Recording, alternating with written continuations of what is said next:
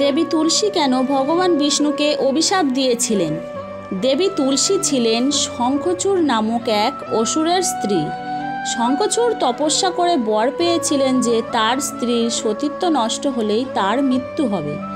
কিন্তু তুলসী দেবী ছিলেন এক সতী নারী, তাই এই বর লাভ করার পরও শঙ্খচূড় আরও অত্যাচারী হয়ে ওঠে, সকল দেবতাদের উপর অত্যাচার করে। এই অত্যাচার সহ্য করতে না পেরে সমস্ত দেবতারা মহাদেবের শরণাপন্ন হয়। এরপর মহাদেব সকল ভগবানদের সাথে শ্রীবিষ্ণুর কাছে যায়। শ্রীবিষ্ণুর কাছে গিয়ে সমস্ত বিষয় জানায়।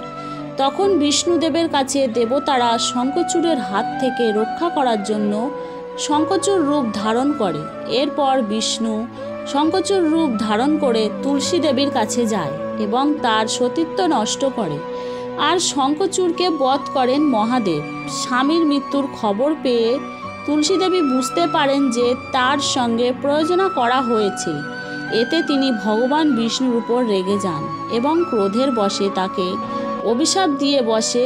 শ্রীবিষ্ণু তৎক্ষণাৎ পাষাণে পরিণত হয়ে যাবে এবং দেবী তুলসী সিদ্ধান্ত নিয়ে নেয় তৎক্ষণিক তার নিজের দেহ ত্যাগ করবে। দেবী তুলসীর দেওয়া অভিশাপ গ্রহণ করে নেয় ভগবান শ্রীবিষ্ণু। আর এই কারণে ভগবান বিষ্ণু শালগ্রাম শিলায় পরিণত হয়ে গিয়েছিলেন।